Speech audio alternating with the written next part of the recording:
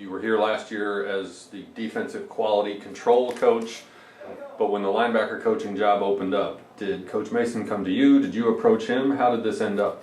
I mean, it's kind of like one of those deals. I've been working with Mason, kind of right-hand man, for the last 3 years, so we've had a pretty good relationship. And, I've actually had a couple of job offers down the road and everything that I got, but I chose to stay at SMU even though it wasn't, my ideal job that I wanted and everything, but I really wanted to stay working with Mason and his staff, and Coach Jones does such a good job that, he kind of told me, I'm going to keep trying to help you along and stuff, just if you can afford to, make it work and stuff like that, I'm going to take care of you down the road and stuff. And so then whenever the opportunity presented itself, I just went up to him, and he would, was pretty much all for it. Him and Coach Jones, I think we're on the same page as far as, feeling it's a good fit. One of the big things is chemistry on the staff, and, I've been around the staff, and to where there wasn't going to be much change. We've had a lot of the success, over the last few years, going to 4 straight bowl games and stuff. So, I think they wanted to try to make sure that, that chemistry did stay the same. And so just kind of hiring from within, I think, was something that they felt comfortable with. And I was very fortunate to get the opportunity. You said you had a couple other offers along the way. What was it about Coach Mason and Coach Jones that made you want to stay here and continue working with them? Coach Jones, there's a lot of good coaches out there that are in programs, but I think it really takes a special coach to come into a program that struggled so much, and be able to change it, and it, you can say that, maybe one time he got lucky, but he did it at Hawaii, put him in a BCS, and then he comes to SMU after the death penalty, and, I grew up, not too far from SMU, so I've been familiar with SMU, and to see how far it's come and what all he's done with them, I think is something really special. The way that he portrays like I was saying earlier, with the chemistry and how he does that with the players and how he gets them to play together, I think that's something that a lot of times goes unnoticed. It goes above just the X's and O's. And then from a defensive standpoint, Mason, I think he's one of the best, masterminds defensively as far as scheme and how he packages everything together to where it just fits, to where the players can play fast. I love his system. It's something that I'm going to run, whenever I'm a coordinator, down the road or something. It's the best system I've ever been a part of, through coaching and playing. And I think by just with being with Mason, I think that, he's really been my mentor and somebody that I've looked up to, and somebody that I've perceived myself as far as coaching style goes.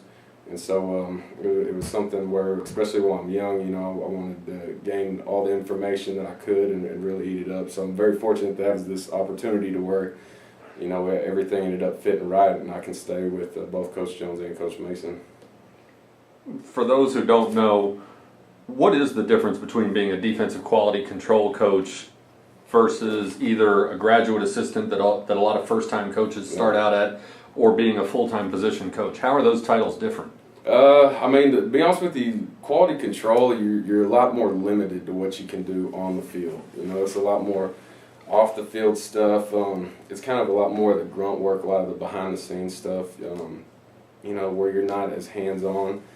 But you got a lot more of the NCAA limitations and stuff. But as far as everything off the field, I've been, I'd be up here just as much, just like any other coach, as far as preparation and helping get ready, and like I was saying earlier, just having the opportunity to take full advantage of learning the defense and being with Mason and the rest of the defensive staff and offense as well. Last year, you obviously worked a lot with the linebackers. Coach Herring worked with the linebackers. Coach Mason did a lot of work with the linebackers. With you taking over full-time as the linebackers coach, how will you and Coach Mason divide those responsibilities, or will this free him up to focus more in other areas of the defense?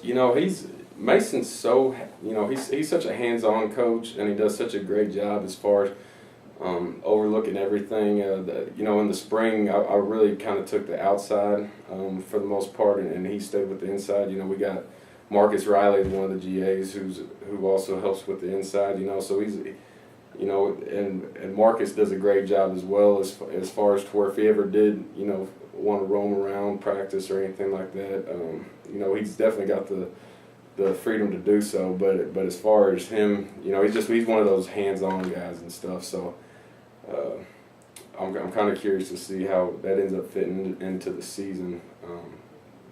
But as of right now, we got to split up to where I'm taking the outside and he's taking the inside. At one point last year, Coach Mason said that when you get your chance as a full-time linebackers coach, you'll do a great job. He said, he'd love to have you on his staff as a full-time coach one day because you already know his system inside and out. Does that alleviate some of the nerves you might otherwise feel when taking over a new full-time gig like this? I've been pretty comfortable with the 3-4 even before coming here. Whenever I was coaching the linebackers at Angelo State, I coached all 4 of them.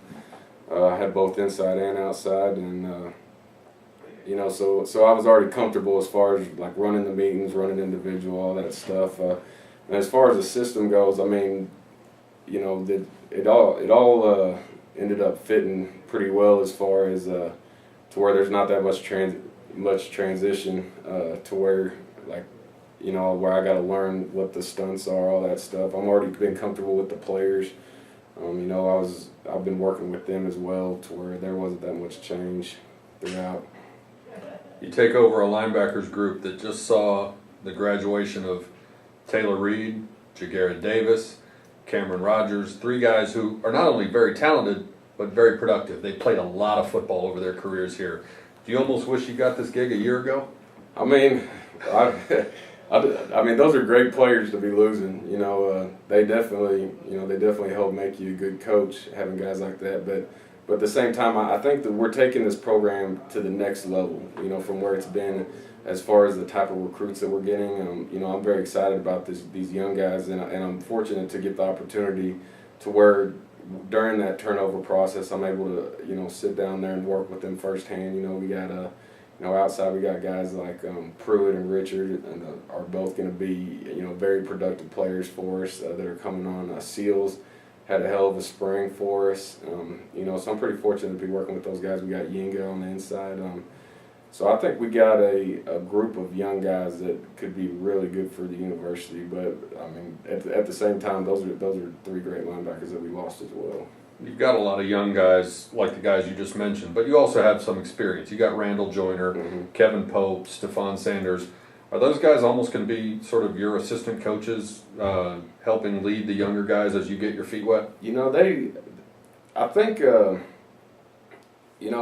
been pretty comfortable enough to where over the last 3 years, there hadn't been that much transition as far as through spring ball and everything. But as far as leadership goes, I think that they're definitely going to be a big part of our defense. And same thing. Having guys like that, kind of make you a good football coach. And I think Stephon Sanders, he's already proven himself. Randall Joyner, Pope, those are all guys that go hard all the time, and they'll help make everybody on the field a better player. And they'll demand the best out of everybody. They'll demand full effort. And they've done a good job, and they've also taken that into the offseason as well. You just used a phrase that Coach Mason has used when describing some of these guys, the young, big, fast linebackers. He's always said these are the kind of guys who make him a better coach. When you look at the group that you're taking over, how good can these linebackers be when people think about the loss of those 3 graduating seniors? How optimistic are you about this group going into the 2013 season? I know you never know until you play the first game, but I felt very comfortable going into Texas Tech with this core that we got. I think linebacker-wise, I'd really put our core as an all-around group amongst anybody in the nation as far as the kind of guys that we got, as far as the talent, the size, the speed. All those guys are guys that are going to give you, they're all, and they're all tough. They're everything that you ask out of a linebacker. And I really think the sky's the limit for them, especially seeing those young guys progress throughout spring ball. I think that once they start getting that experience added to it, I think that there's really no limit to how good they could be.